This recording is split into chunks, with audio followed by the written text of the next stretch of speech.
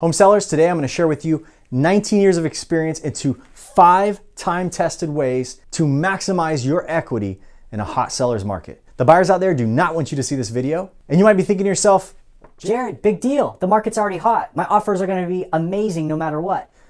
You're wrong. You're wrong. Going to the market the wrong way. You sell your home too fast. You sell your home too slow. There's all kinds of dangers and poor negotiations that render a seller ineffective at getting the most from their home in this market. Let's talk about it today. Hey everybody, Jared Jones. I've been selling homes for 19 years, thousands of homes in Las Vegas, hundreds of homes here in Central Florida, and I had a question posed to me this week that I want to go over with you. Hey Jared, I need a plan to sell my house. I know the market is hot, but my agent wants to sell my house on the first day, and it makes me think we may not get what we want. What should we do? So this was written to me from an out-of-state owner, and the advice I'm going to give you would work no matter where you are. First of all, we need to have a paradigm shift as to what we want the asking price to do for our home. Think about that for a second.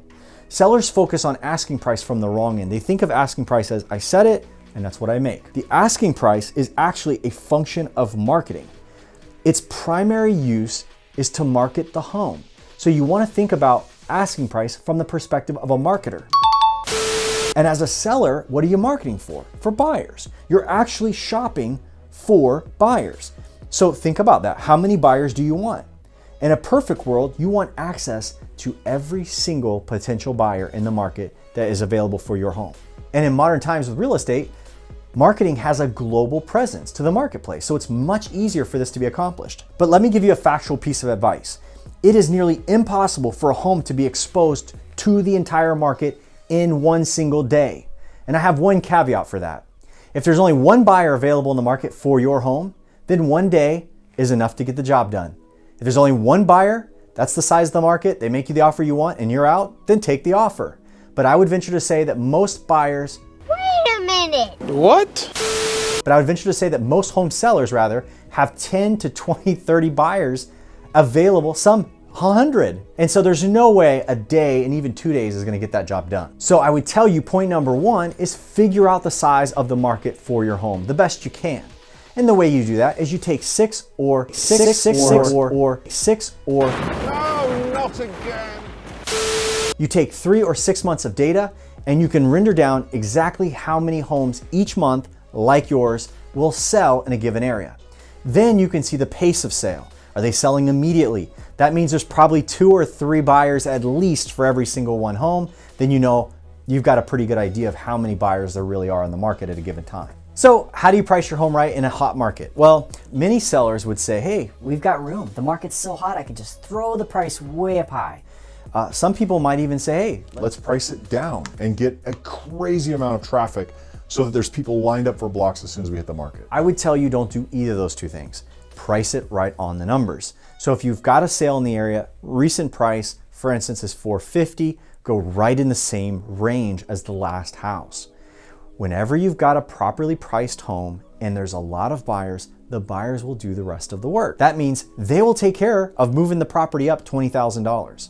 The point I'm making is you want multiple offers. You do not want to be with one single buyer. Why do you want multiple offers? Number 1, you want to make sure the entire market has seen it. I liken it to having a lineup where imagine you could invite every potential buyer over to your house. They all stand out front. They wait for you to open the door and they all see it. And one of them is going to want to buy the house at a price higher than everybody else. You want to find that one person. And the best way to do it is have the entire market see it. Number 2, having a lot of multiple offers, you can leverage a weak buyer to get a strong buyer to pay the price you want. So if you have multiple offers, a lot of times there's going to be a weak buyer. They don't have a lot of buying power. They pay some crazy high irrational price. And while you like the numbers on their paper, you know that they're probably going to be a challenge to work with just because the financial strength isn't there. Well, then on the other hand, you got a cash buyer. Now, how do cash buyers like to buy houses? They like to come in really low.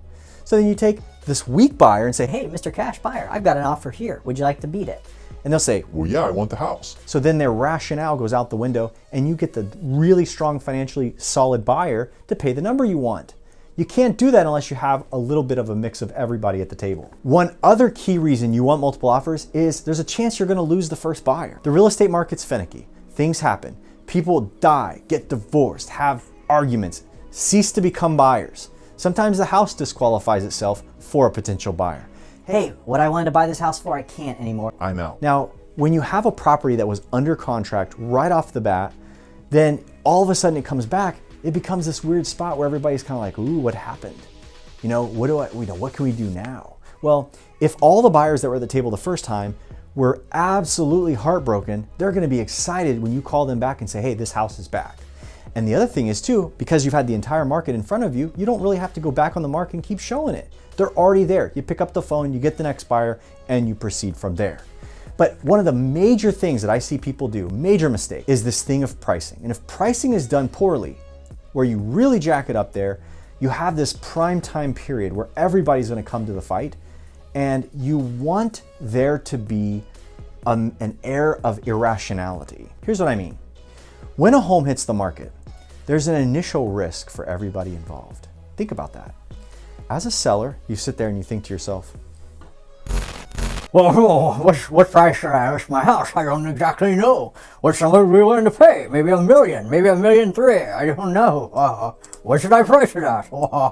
and then as a buyer, the buyer's like this. Tinfoil hat. What are you doing?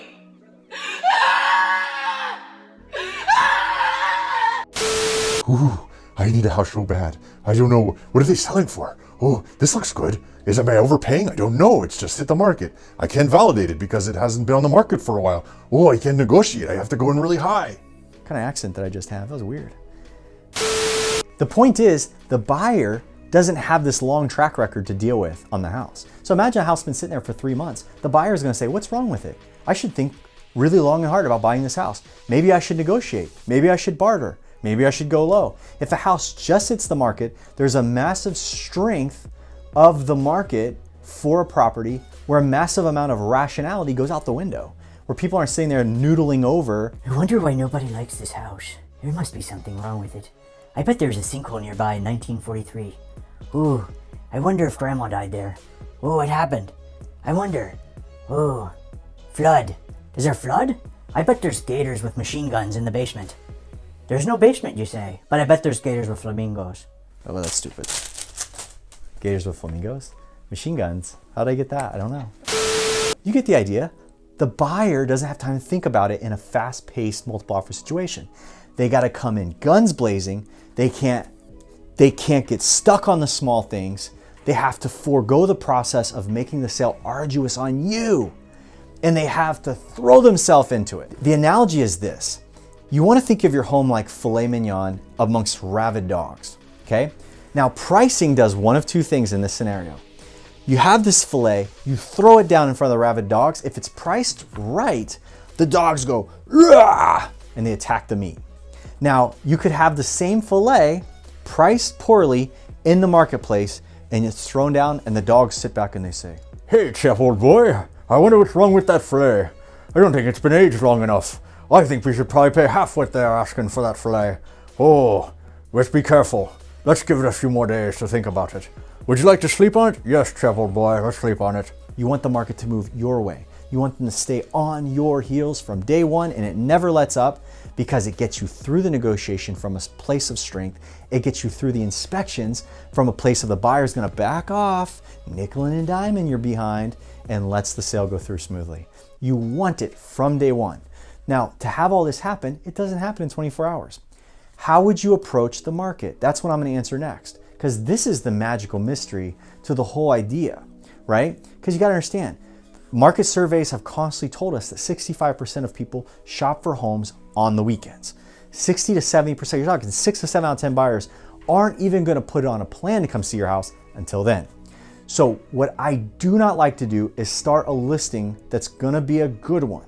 High demand, right price. I don't like starting it Monday and Tuesday, because what happens is someone's gonna strike early, they're gonna come on Tuesday, and then I've gotta get all the way to the weekend and I gotta have that person going like a baby bird.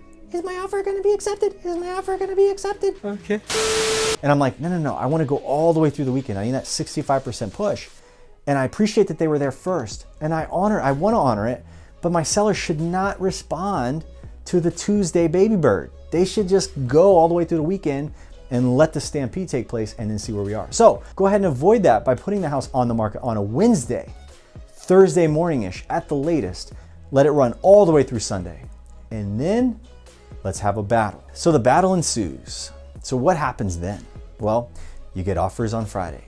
You get offers on Saturday. And you're telling everybody, I've got offers already, make them good ones. And you don't answer anybody. You tell them, look, the seller's not gonna review the offers until Sunday evening. Now Sunday evening comes, you have all these offers, you peel the top power buyers. You know, these are the guys that didn't ask you for a lot of hassles. They got a lot of cash in their pockets. They don't have arduous loan terms.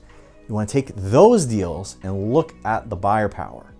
And you want to look at who's the highest and what's the deal with their particular offers. And then you want to find a blend. You want to see if you can't get the strong buyer to pay the best price. And that's if you're just looking at it at face value. I mean, some of you, you're going to get offers with beautiful little love letters from the buyers. And it's going to have long, heart-rending stories. And it's going to say, Me and John, we've been looking for a home forever. And this is the home that we'd like to have 3 children, 17 grandchildren, 18 puppies, and like to die here. Because this is where we were called to be. And you're gonna be like, ooh, that was a good story. Maybe I should sell these folks the home. But they're $15,000 below the lead offer. You can die there if you bring the numbers up, you might say. That's what I'd say. That's what you do. Try to see if you can get them there. So they can have 18 puppies, 70 grandchildren in your home. That'd be fantastic. But you get the idea. You have the power of choice. Your agent can also hear eagerness. Which buyer is going to come through? Which buyer is not going to give you a hard time? Which buyer is not going to, especially if you have a house that has little secrets, right? We all have houses with little secrets, right? So if you have those particular homes, you want an easy transaction. You want to make sure you find the right buyer who's not going to be massive, like, I'm Sherlock Holmes the buyer, and I'm gonna turn this place upside down. The inspection period. Please like the video, share it with somebody who needs it, who's out there looking for a house and getting beat senseless. And like, subscribe to the channel, hit the bell icon so you're getting updates. We'll talk to you guys real soon.